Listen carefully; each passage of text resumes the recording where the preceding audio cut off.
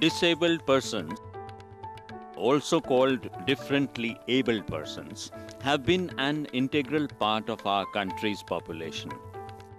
With a view to providing equal opportunities and protecting rights of the disabled, the Union government passed the Persons with Disability Act in 1995.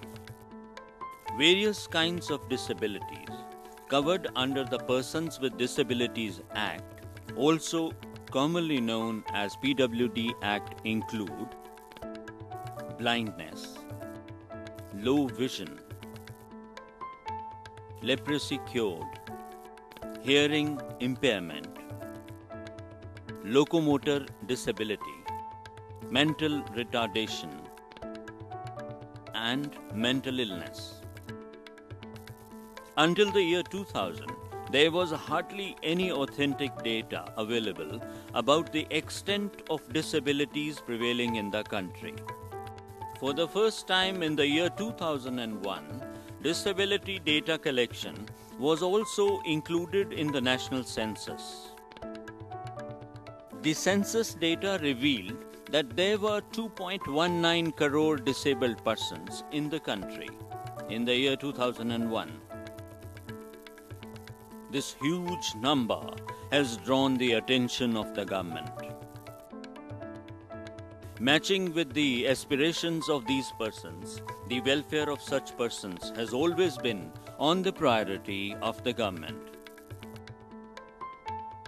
As a result of the policy decisions, disabled-friendly infrastructure is now becoming visible at government institutions, public places, and institutions of learning these days.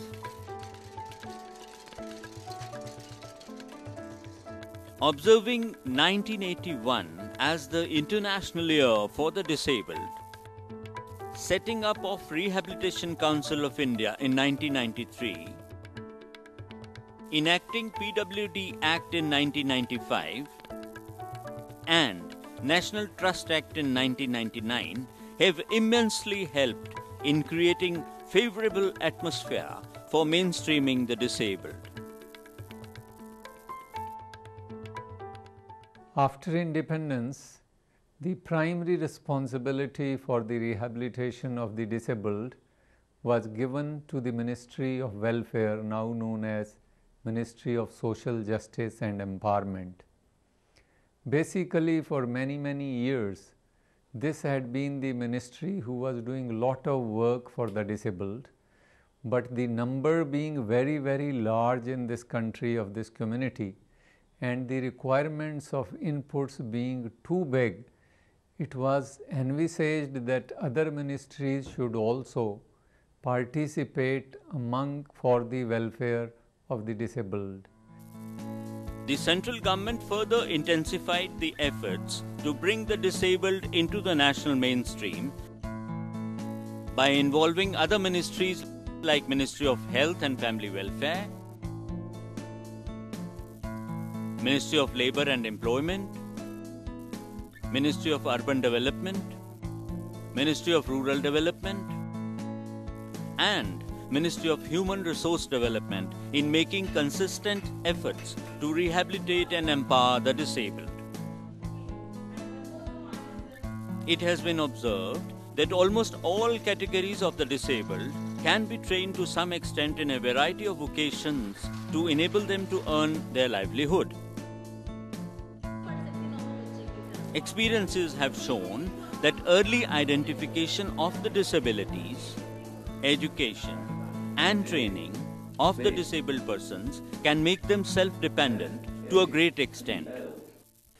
This must be realized that investment in disability is an investment in ability and productivity, because a person who would otherwise have been a burden to society can be made independent in his existence and productive.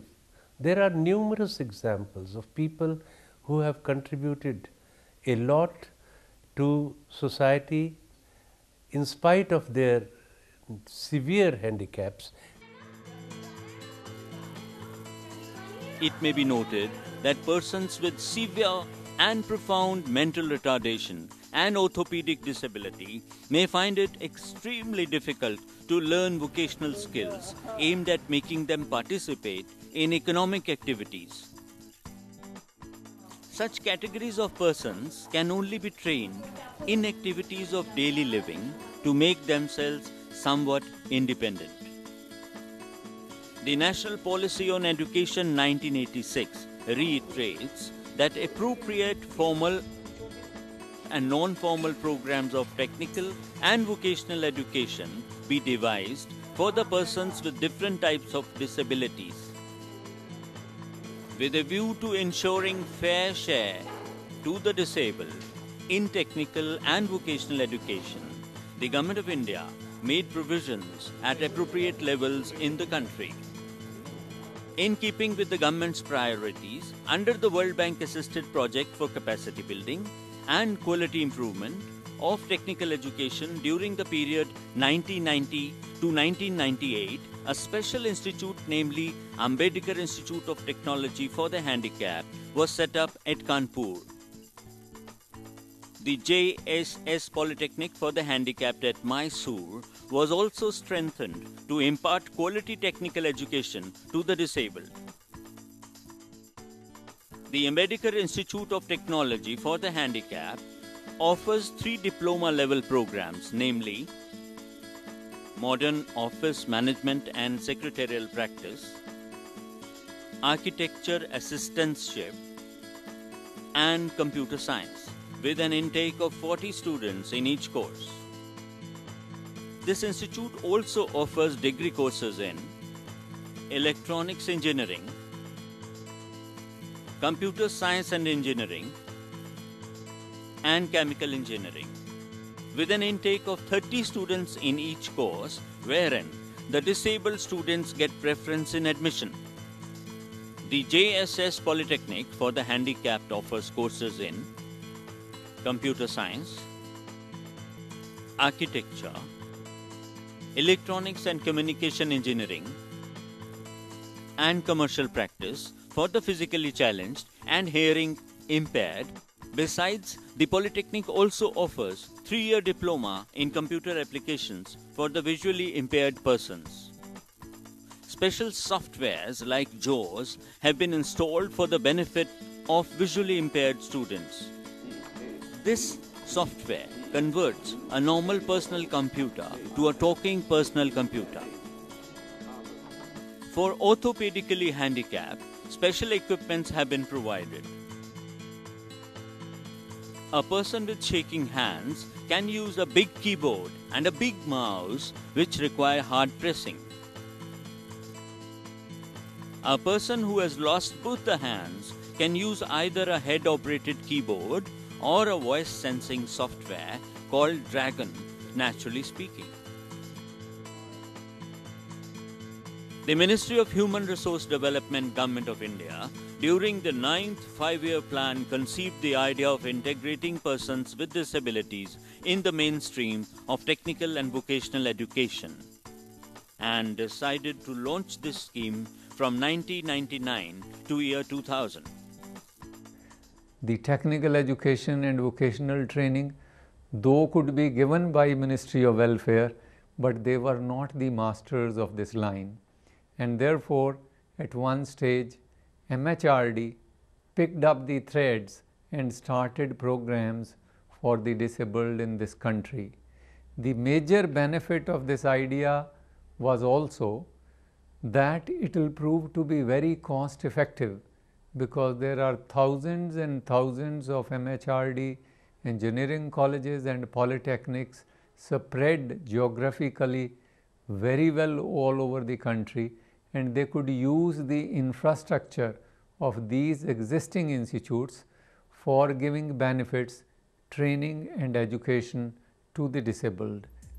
During the year 1999-2000, 50 polytechnics and engineering institutes were identified across the nation to implement the proposed scheme.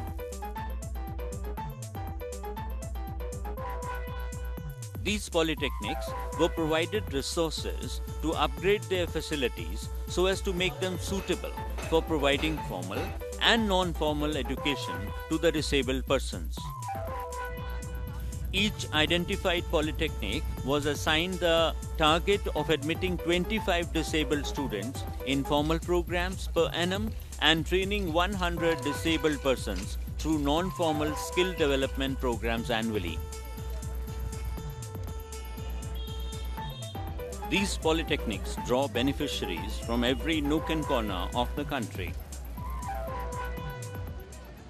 We are working towards bringing the handicapped persons, that is the persons with disabilities, into the mainstream and make them capable of earning their livelihood. This is very important because we don't want those people to be left out of the society, and towards this end, the Ministry of Human Resources Development, the Government of India, selected few institutions, and we are fortunate that our institution, which is the KL Polytechnic Roorkee, is one of them, and we are the only polytechnic in Uttaranchal and one of the very few in UP who have been selected to impart and to join hands with the Government of India to impart this kind of education to the persons with disabilities. यह course 2000-2001 से चालू किया गया। तब से अब तक हमने फॉर्मल स्कीम में 65 छात्राओं को ट्रेनिंग दिया और नॉन फॉर्मल में कुल 305 छात्राओं को ट्रेनिंग दिया। इस वर्ष हमने फॉर्मल स्कीम में 20 छात्रों को भर्ती किया है और विगत सत्र 2004-2005 में 20 छात्र थे। इस तरीके से और 103 छात्रों को हमने नॉन फॉर्मल स्कीम में इस साल भर्ती किया है।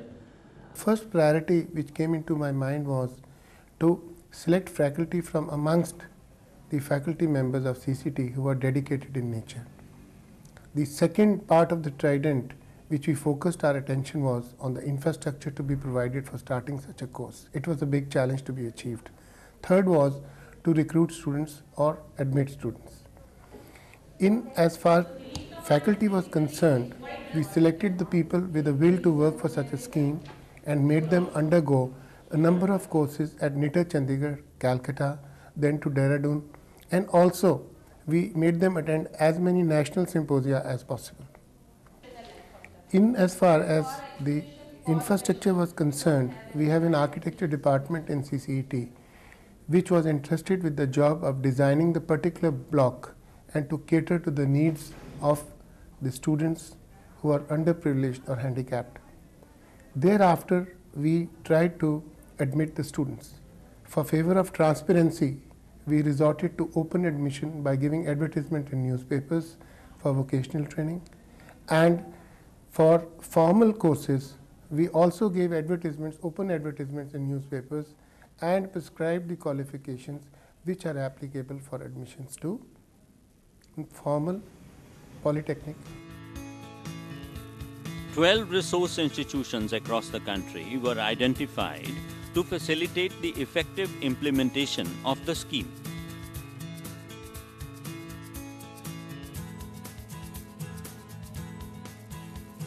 These institutes, along with the 4 National Institutes of Technical Teachers, Training and Research, including the one at Chandigarh, are also making significant contribution in implementing the scheme. Some of the responsibilities entrusted to these resource institutes are to sensitize the identified polytechnics, engineering institutes, and society at large to the cause of disability, to prepare curriculum for non-formal programs.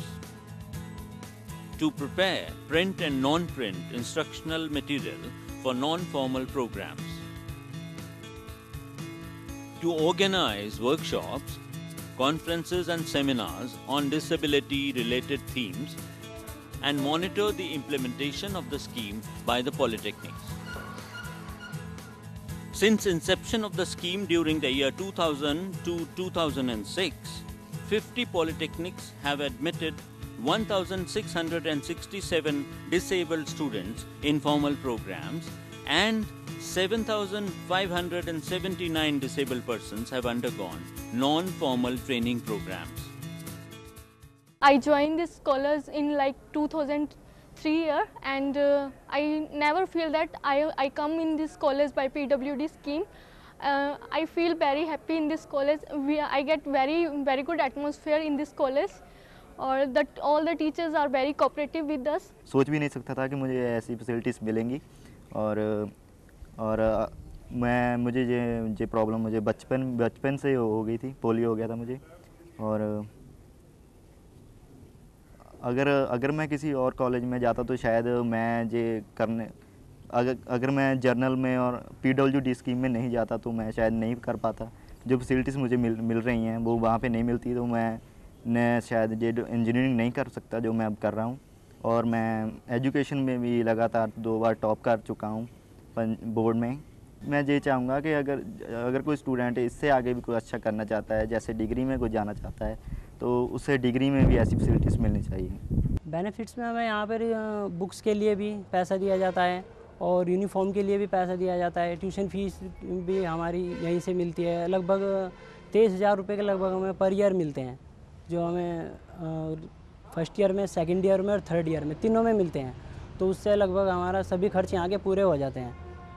और जो यहाँ का staff वगैरह, staff member, उनका जो है व्यवहार वगैरह इतना अच्छा होता है कि घर जैसा मिलता है. आप अंतर नहीं कर सकते कि हम घर में हैं या कॉलेज में हैं, किसी बाहर कॉलेज में, इंस्टीट्यूट में पढ़ रहे हैं, ऐसा नहीं आप बिल्कुल भी व्यवहार कर सकते, क्योंकि इनका इतना अच्छा व्यवहार होता है. एक एक चीज़ को स्टेप बाय स्टेप इतना समझाते हैं, इतना अच्छा समझाते हैं. एक बार समझ नहीं आया तो 10 बार समझाएंगे, और हर चीज़ में आगे रखते हैं. कभी भेदभाव नहीं करते, कुछ नहीं करते ऐसा कुछ. मैं MS ऑफिस की स्टूडेंट हूँ. हमारे यहाँ 6 मंथ की ट्रेनिंग चल रही है और मुझे यहाँ आके बहुत अच्छा लगता है. यहाँ पे काफ़ी सारे बेनिफिट हैं और हमें यहाँ पे स्कॉलरशिप भी मिलनी है. इस संस्था से जुड़ने के बाद मेरे को ये महसूस हुआ कि एक हैंडीकैप आदमी जो है बहुत ये उसमें कभी ये फीलिंग नहीं होगी कि मैं सरवाइव नहीं कर पाऊँगा. उसको जीने के बहुत रास्ते उसके लिए खुल जाएंगे. With regard to getting insight into the aspects of mainstreaming the PWDs in technical and vocational education, we sought views of some of the faculty members. First of all, I must say that bringing a physically challenged student to a mainstream is a great experience, because once they are working in a normal atmosphere, their performance is exceptionally good. They don't feel any lacking behind. They are competing with a normal student, and I have seen absolutely no lacking in the efficiency of these students. Since I am taking a chemistry, applied chemistry, so the practical problems which they are facing sometimes is they are not able to hold the apparatus firmly. So instead of suggesting them to use a pipette, we sometimes suggest them to use a burette, which is a convenient apparatus. Then for a hearingly impaired student, I give simultaneously written as well as oral instructions, so they don't find any much problem. Their performance in analysis is exceptionally good because they are very precise.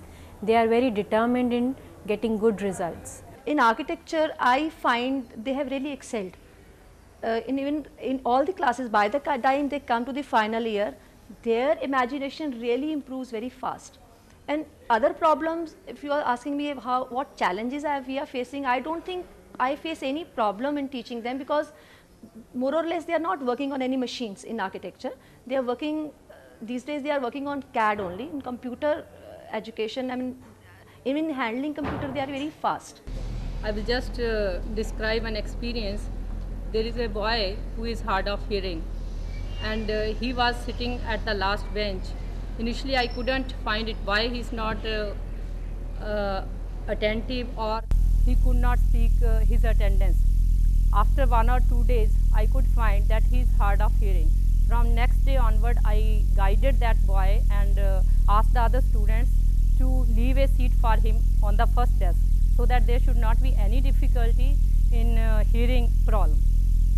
And second thing is, as far as their capability is concerned, they are always inclined to learn the things. Best part is normal students has accepted PWDs in every sphere of their life activity, whether it is academic, cultural, sports or in any other activity, and they are helping each student in a big way, whether they are hostlers or day scholars. Many of the trained persons are now successfully engaged in a variety of economic activities. They have not only become employed and self-employed, but also have been able to provide employment to other disabled inmates. Kanhaiyalal polytechnic road की school से हमें 5,000 रुपये मिले। उस पैसे से हमने मशीनें खरीदी। मशीनें खरीद के ये हमने दुकान खोली। दुकान खोल के हमने ये काम किया। बोर्ड छपवाया। जो भी काम हमने दुकान के अंदर किया वो सभी उसी पैसे से किया जो हमें कन्हैयालाल पॉलिटेक्निक स्कूल से मिला था। जी ये कारीगर है, इसको 1,000 रुपये महीना दे रहे हैं और भी हम चाहते हैं कि और भी लड़कों को हम सिखाएं, ऐसे ही कामयाब बनाकर इन्हें कारीगर बना दिया जाए। केल पॉलिटेक्निकल से मैंने डिप्लोमा हासिल किया है और उसमें नर्सरी का काम सीखा है। नर्सरी के काम में ये सिखाया गया कि पौधा कैसे लगता है, पौधे को किस टाइम लगाना चाहिए, दूसरी जगह से हटा के दूसरी जगह लगाना चाहिए और कैसे गमले में लगाते हैं, कैसे कटिंग करते हैं, कैसे पेड़ पौधे को उगाना चाहिए। पॉलिटेक्निकल स्कूल से मुझे 5,000 रुपये मिले थे और मैंने सामान ख़रीदा था और मैं वहाँ से ट्रेड करके इनकी सामान ख़रीद के अपना काम करना चाहा था। फिर मुझे नौकरी मिल गई। मैं 1,200 रुपये तनख्वाह पा रहा हूँ। The NGOs have also played an important role in implementing the scheme for the disabled. Non-governmental organizations can play a very important role in the care of the disabled people. And in India itself, several societies are doing a wonderful job. Particularly, one comes to mind the Spastic Society of India with its branches in Bangalore, Bombay, Calcutta and metropolitan Delhi. But the only thing is that many of these societies are doing excellent work only in metropolitan towns, and smaller towns are not being so well attended by them. The NGOs, as we call them, are more prompt in response to the needs of such people. They are more sympathetic, they are more easily accessible than the governmental processes.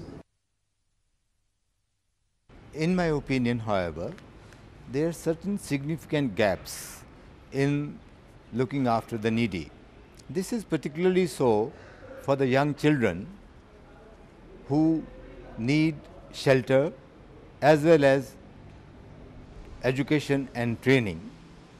Our schools, whereas the world over there is integration in the schools where the handicapped are equally welcome, to this extent there are very few educational institutions in our part of the country or in our part of the world who are meeting these requirements as yet. Looking to the importance of mainstreaming the disabled, the researchers have also started making their scholastic contribution. The built environment must provide equal opportunities for people with diverse abilities and disabilities to integrate them into the same environment in which we all live.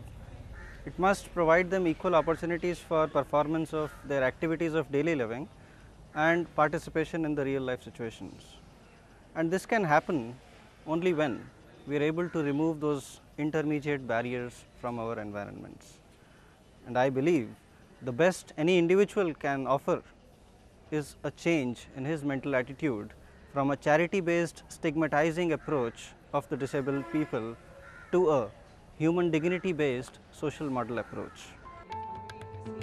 In order to build sufficient capacity, there is a need to induct more polytechnics and engineering institutes into the scheme in a phased manner. Most of the states and union territories are approaching the resource institutions for getting more institutions covered under the scheme. Although the task pertaining to mainstreaming of the disabled into the technical and vocational education is very challenging, the stakeholders are more than convinced that any investment in rehabilitation, education, and training of the disabled will be rewarding and shall fetch rich dividends in the long run.